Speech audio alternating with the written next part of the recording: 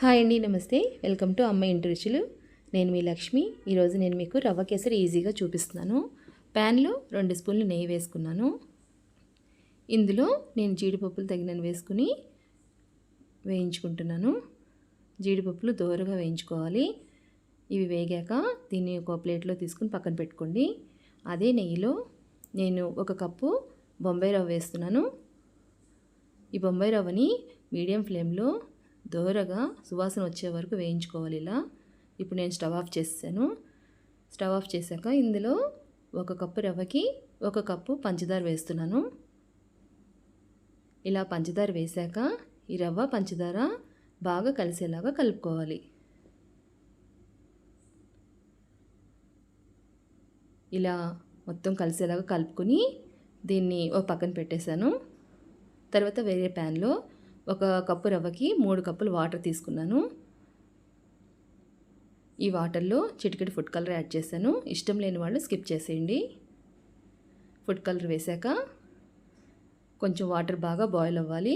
ఇలా water boil అయ్యేటప్పుడు మనం ముందుగా రెడీ పెట్టుకున్న పంచదార రవ్వ మిశ్రమాన్ని అందులో వేసుకోవాలి. ఇలా వేసుకుని ఉడికించుకోవాలి. మధ్య మధ్యలో కలుపుతూనే ఉండాలండి.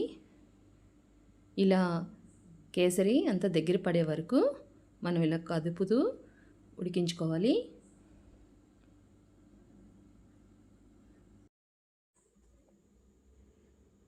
ఇప్పుడు ఇందులో యాలకుల పొడి వేస్తున్నాను. యాలకుల పొడి వేసాక ఒకసారి బాగా కలుపుకోవాలి. తర్వాత నేను 1 స్పూను నెయ్యి వేస్తున్నాను. మళ్ళీ నెయ్యి మీ ఇష్టం అండి, టేస్ట్ బాగుంటుంది ఎక్కువ వేసుకుంటే. ఇలా నెయ్యి వేసాక ఇంకా బాగా కలుపుతూ దగ్గర పడినివ్వాలి. ఈ కన్సిస్టెన్సీ దగ్గరికి వచ్చిందండి చాలా వరకు. ఇప్పుడు ముందుగా వేయించి పెట్టుకున్న జీడిపప్పుల్ని యాడ్ చేస్తున్నాను.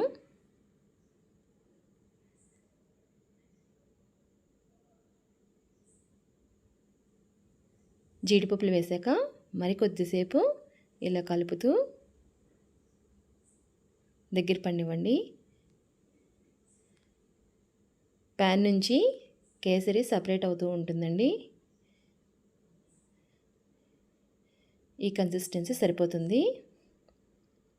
చాలా టేస్టీగా బిగినర్స్ అయినా బ్యాచిలర్స్ అయినా ఈజీగా చేసుకోగలిగే రెసిపీ అండి. మీరు ట్రై చేసి ఎలా వచ్చిందని కామెంట్ బాక్స్లో చెప్పండి. ఇప్పుడు దీన్ని ప్లేట్లో సర్వ్ చేసుకుందాం.